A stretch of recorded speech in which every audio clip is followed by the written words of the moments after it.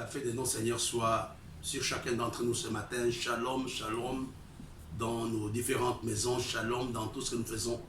Et nous sommes dans la joie de commencer cette nouvelle classe, cette nouvelle semaine. La semaine que l'Éternel a faite, elle sera pour nous une semaine de joie et d'allégresse. Depuis quelque temps, nous sommes en train de parler d'un enseignement que nous avons intitulé comme Joseph. On a vu certains contours, mais c'est un long enseignement, on va continuer.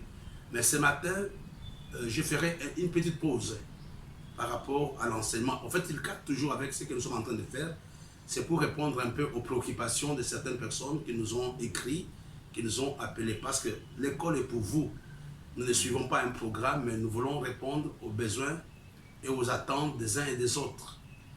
Et lors de la célébration de la semaine, lors de la célébration de l'anniversaire du Rocher, j'avais écrit qu'on allait faire un direct. Malheureusement, plusieurs personnes n'avaient pas pu suivre parce que j'avais mis le message sur la page, sur ma page, et les gens m'ont demandé si je pouvais reprendre l'enseignement que j'avais donné le mardi 8 juin. C'est dans ce cadre-là que je veux ce matin faire une pause par rapport à notre thème général. Mais il a aussi une relation plus ou moins avec le thème sur lequel nous sommes en train de travailler. Ce matin, je vais vous parler des coûts de la vie, les coûts que nous recevons dans la vie. J'insiste que c'est une réponse aux préoccupations de ceux qui nous suivent, de ceux qui nous écrivent. Il y a un texte que j'aimerais qu'on voie ensemble dans le livre de 1 Corinthiens, de 2 Corinthiens plutôt, chapitre 11. On va prendre 3 versets. Sont-ils ministres de Christ? Je parle en homme qui extravague. Je le suis plus encore par les travaux, bien plus par les coups, bien plus par les emprisonnements, bien plus souvent en danger de mort. 5 fois, j'ai reçu des Juifs 40 coups moins 1. 3 fois, j'ai été battu de verge. 1 fois, j'ai été lapidé. 3 fois, j'ai fait naufrage. J'ai passé 1 jour et 1 nuit dans l'abîme. Fréquemment en voyage, j'ai été en péril sur des fleuves, de la part des brigands, en péril de la part de ceux de ma nation, en péril de la part des païens, en péril dans les villes, en péril dans le désert, en péril sur la mer, en péril même parmi les faux frères. J'ai été dans le travail et dans la peine, exposé à de nombreuses veilles, à la faim et à la soif, à des jeûnes multipliés, au froid et à la nudité. Il ajoute au verset 28, et sans parler d'autre chose, je suis assiégé chaque jour par les soucis que me donnent toutes les églises. Quand nous lisons un tel texte, ça doit nous interpeller. Ici, il s'agit d'un homme qui avait la révélation de Dieu. Il s'agit de l'apôtre Paul. Il ne parle pas des exploits qu'il avait fait avec le Seigneur. Il ne parle pas des églises qu'il avait implantées. Il ne parle pas de ses comptes en banque. Il ne parle pas de tout ce qu'il a reçu de la part de Dieu. Il ne parle pas de ses voyages missionnaires, etc., etc. Mais il parle du coup que cet homme avait reçu de la part de Dieu, de la part des frères et sœurs. Et vous savez, nous pensons que quand on est dans le Seigneur, ou bien quand on est dans le ministère, on n'aura plus de problèmes. Cet enseignement n'est pas biblique. C'est un enseignement qui n'est pas biblique. Quand on pense qu'on est dans le Seigneur, tout sera facile pour nous. Ou même encore, il y a des gens qui pensent qu'ils ont des problèmes parce qu'ils ont péché. Non, mes bien-aimés. L'apôtre Paul énumère les choses qui l'ont marqué. C'est un témoignage des choses difficiles par lesquelles il était passé. Il y a très peu de gens qui me suivent ce matin qui peuvent prétendre qu'ils ont vécu ou ils sont en train de vivre ce que l'apôtre Paul a vécu. C'est ça le but de l'enseignement que j'ai donné il y a 1 semaine. Prendre conscience que quand on est un appelé de Dieu, quand on est un enfant de Dieu, nous devenons la cible préférée du diable. Les gens du monde, entre guillemets, semblent avoir une vie sans problème parce qu'ils n'ont pas d'ennemi. Mais nous avons un ennemi qui est le diable. Ici, l'apôtre Paul parle de toutes les difficultés par lesquelles il était passé. Il dit qu'il avait reçu 40 coups moins 1. En d'autres termes, il avait reçu, selon la loi romaine, 39 coups. Mais ce matin, je vous parlerai des 6 grands coups que chaque serviteur de Dieu peut rencontrer dans sa vie. Le premier coup que nous pouvons rencontrer dans la vie, c'est le coup de la trahison. Être trahi. J'aimerais vous donner un texte dans le livre de Psaume 55. C'est un bon texte qui peut nous aider. À partir du verset 13. On peut même partir à partir du verset 12. La méchanceté est au milieu d'elle, et la fraude et la tromperie ne quittent point ses places. Ce n'est pas un ennemi qui m'outrage, je le supporterai. Ce n'est pas mon adversaire qui s'élève contre moi, je me cacherai devant lui. C'est toi que j'estimais mon égal, toi, mon confident et mon ami. Ensemble, nous vivions dans une douce intimité. Nous allions avec la foule à la maison de Dieu. Regardez ici, cet homme qui trahit l'autre. Ce n'était pas un homme qui était loin de celui qui a écrit les livres des psaumes. Ce n'est pas quelqu'un qui était loin de David. C'est quelqu'un qui vivait avec lui. Lui-même énumère ce que cet homme était. C'était son égal. C'était son confident. C'était son ami. C'est cette personne qui va pouvoir être son traître. Qui va être le traître. Et ceci aussi préfigurait un tout petit peu l'histoire de notre Seigneur Jésus. Qu'il avait trahi, c'était l'homme en qui il avait confiance. C'était Judas.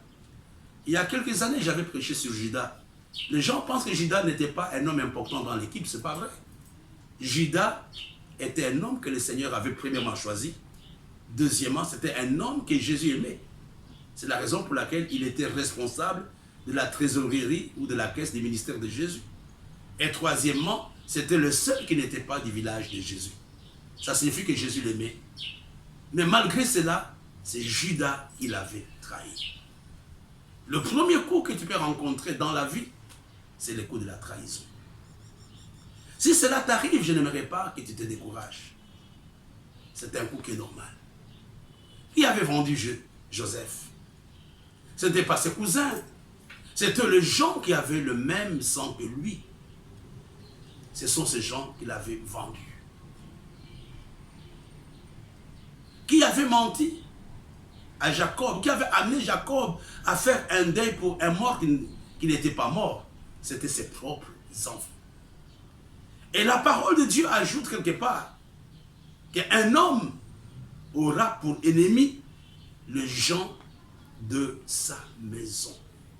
Ne sois pas surpris quand cette personne en qui tu as confiance, quand ces collaborateurs sur qui tu t'appuies, arrivent à te trahir. Ce sont des choses qui sont normales. Le premier coup que tu vas rencontrer dans la vie ou dans le ministère, c'est le coup de la trahison. Et quand la trahison arrive, demande que Dieu te soutienne. David n'avait pas été chassé du palais par des ennemis. C'était son propre fils. C'est son propre sang, Absalom, qui va le chasser du palais. C'est son propre sang qui va coucher avec ses concubines, qui va chercher à humilier son père. Depuis la nuit des temps, la trahison existe.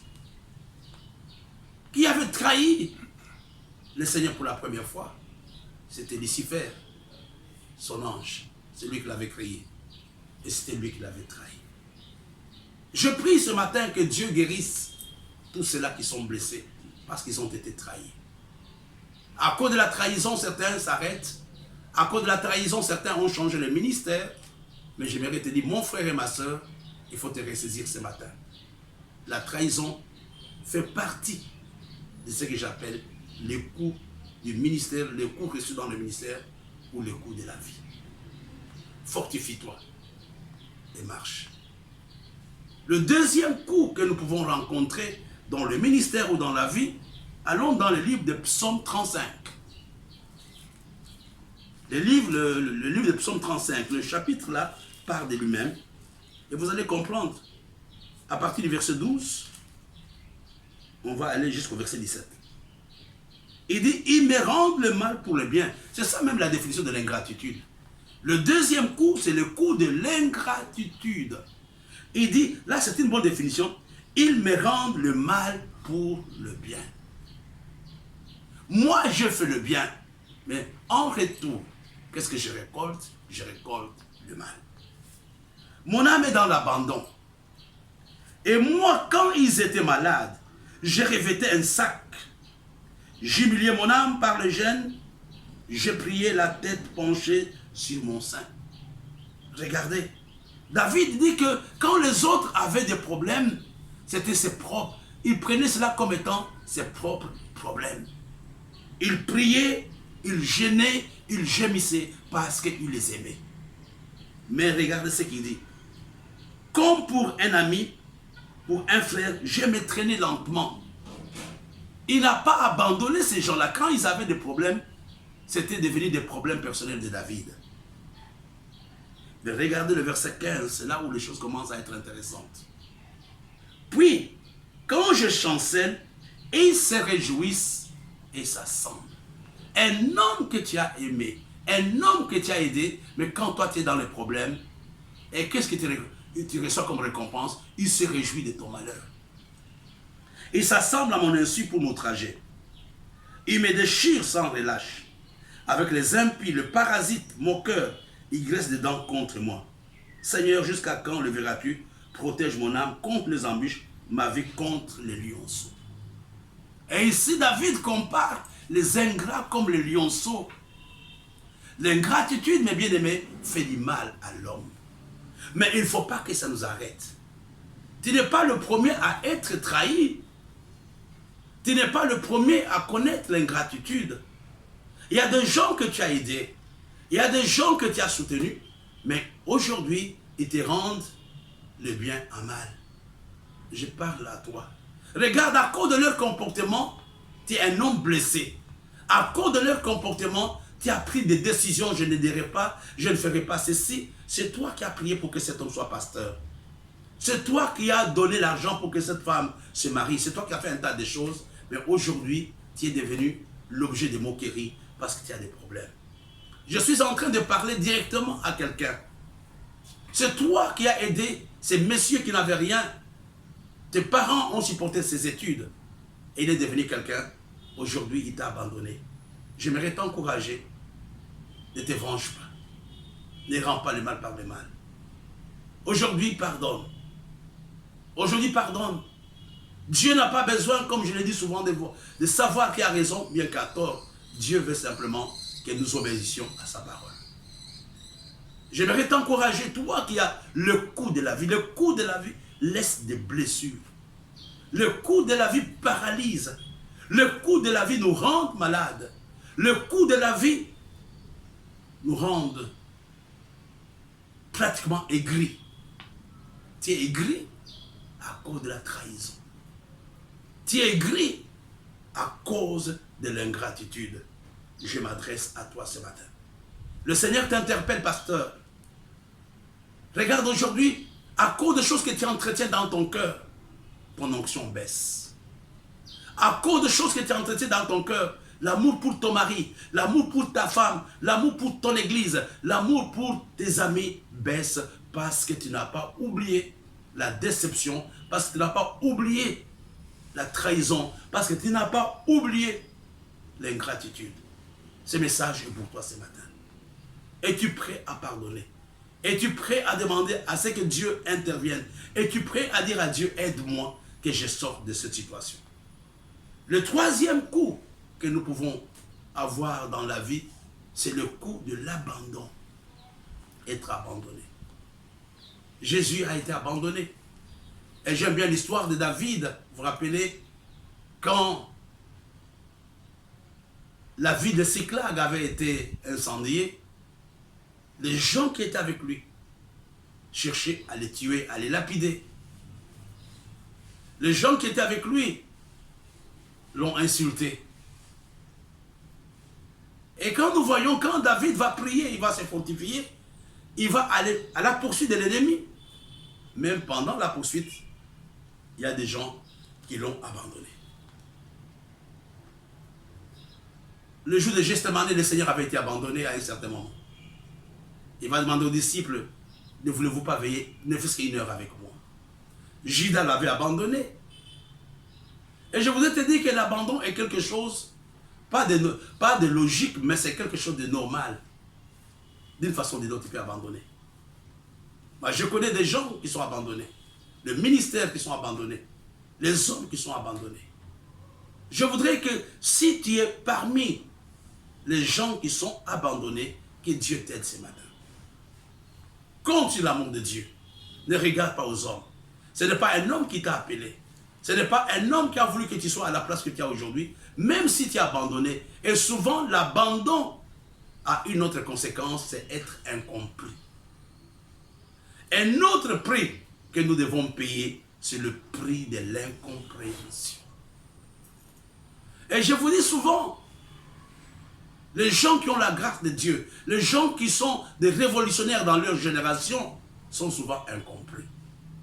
Et ce n'est qu'après leur mort, ce n'est qu'après leur départ, qu'on comprend exactement que cet homme, ce frère, avait raison. Le prix de l'incompréhension. Je voudrais te dire, mon frère et ma soeur, que tu ne peux pas avoir l'unanimité. Tu ne peux pas être aimé par tout le monde. Tu ne peux pas être acclamé par tout le monde. Ne cherche pas à être applaudi par tout le monde. Il y a des gens qui ne te comprennent pas. Je ne cherche même pas à ce que tout le monde me comprenne. Mais il faut chercher simplement que Dieu te comprenne. Et le quatrième prix, le quatrième coup reçu dans la vie, c'est le coup de la méchanceté humaine. Le coup de la méchanceté humaine. Regarde mon frère, ces gens que David avait aidés, il priait pour eux. Ces gens ont fait des complots. David les appelle les lionceaux. Il voulait à tout prix les tuer. C'était la méchanceté humaine qui avait amené le Seigneur à la croix. Les Juifs connaissaient qui était Jésus. Ils le savaient, mais leur cœur était mauvais. Il y a des gens qui te détestent sans raison. Il y a des gens qui préfèrent ton malheur sans raison. Je l'ai dit il y a quelque temps, il y a des gens qui ne sont pas en paix quand toi tu es en paix. Il y a des gens qui ne sont pas en paix quand tu réussis. Ils veulent à tout prix que tu échoues. Dans la méchanceté humaine, mettez tout ce que vous voulez. Mettez la sorcellerie dans la méchanceté humaine. Mettez les calomnies, mettez les diffamations, mettez les accusations. Ce sont des choses que nous recevons dans la vie. Donc ne sois pas troublé quand tu seras en face de cette méchanceté. Et le sixième coup que nous pouvons rencontrer dans la vie, c'est le coup de l'humiliation. Le Seigneur avait été déshabillé. Il y a des gens qui vont te déshabiller. Peut-être pas physiquement, mais ce qu'ils racontent à gauche, à droite, n'a qu'un seul objectif. Jeter l'opprobre sur ta vie. Jeter l'opprobre sur ton ministère. Jeter l'opprobre sur tes relations. Regardez la méchanceté humaine. Les gens vont conseiller Absalom de coucher publiquement avec les femmes de son père, au vu et au su de tout Israël. J'aimerais ce matin, toi, qui te sens humilié, que Dieu te redonne la gloire que tu avais hier. L'humiliation peut fermer la porte à l'évangile. Quand un homme de Dieu est humilié, quand un homme de Dieu est déshabillé, il faut que Dieu intervienne pour qu'il puisse continuer avec le ministère. J'ai connu un serviteur, pas un serviteur, un homme politique, je crois que c'est Bénégovoy, le premier ministre français, il y a quelques années, j'étais encore jeune à l'époque. À cause de l'humiliation, à cause des accusations des journalistes, à cause de la méchanceté des journalistes, cet homme avait fini par se suicider. Il y a des gens qui abandonnent le ministère. Il y a des mariages qui sont détruits à cause de la méchanceté, à cause de l'humiliation. Mais pourquoi Dieu permet toutes ces choses? Il y a 4 choses qui sont importantes. Pourquoi Donc le processus, j'appelle ça les épreuves. Pourquoi Dieu le permet? La première chose, Dieu veut voir la qualité de sa relation avec lui. C'est par les épreuves que nous pouvons réaliser si nous aimons Dieu ou pas. Dieu ne les permet pas pour te tuer. Dieu permet pour voir ta relation avec lui. Et la deuxième raison, les épreuves nous aident à juger notre maturité spirituelle. On voit un homme mature par la façon dont il gère les épreuves qu'il va rencontrer. Si tu ne fais pas attention, à cause de la mauvaise gestion de tes épreuves, tu peux quitter la foi, tu peux quitter le ministère, tu peux même divorcer. La troisième chose, Dieu permet les épreuves pour t'aider à comprendre, pour prendre conscience de la qualité de ton entourage, de la qualité de tes collaborateurs, de la qualité des gens qui sont autour de toi. Il y a des gens qui sont là parce que tout marche bien, mais Dieu permet tous les coups de la vie pour savoir exactement sur qui tu peux compter. Et la dernière chose, les épreuves sont une école qui te permet, Dieu te prépare en passant par les épreuves à une nouvelle dimension de ta vie. J'aimerais prier pour quelqu'un ce matin qui est enfant de tous ces coups, qui est enfant de la trahison, qui est enfant de l'ingratitude, de l'abandon, de l'incompréhension, de la méchanceté humaine et de l'humiliation. Que Dieu te soutienne ce matin. Que Dieu t'aide. Prépare-toi. Ton Dieu ne t'a pas abandonné. Ton Dieu est avec toi. Regardez, Élie avait failli quitter le ministère à cause de la méchanceté de Jézabel. Mais Dieu était avec Élie. Élie n'était pas mort. Lui-même avait souhaité la mort, mais Élie n'était pas mort. Tout ne s'arrête pas pour toi aujourd'hui. Ce n'est pas encore la fin pour toi. Quelles que soient les choses par lesquelles tu passes. Regardons le parcours de Joseph. Il a connu les épreuves. Il a connu le rejet. Il a connu les accusations. Il a connu l'abandon. Il a connu la trahison. Mais la fin de l'histoire de Joseph était glorieuse. Il était devenu le premier ministre. Non seulement le premier ministre, mais il était devenu le sauveur d'Israël, de sa famille et de tout l'Égypte. Que Dieu soutienne tous ceux qui sont blessés. Que Dieu nous aide ce matin à pardonner. Que Dieu aide les gens qui ont des blessures émotionnelles. Que Dieu aide les gens qui sont dans la haine. Que Dieu aide les gens qui ont entretenu l'esprit de vengeance. Pardonnez, parce que le meilleur est devant vous. Que Dieu vous aide, que Dieu nous aide. Rendez-vous vendredi 18 juin, et Dieu nous aide à la même heure et dans le Your love is kind. Your love is patient.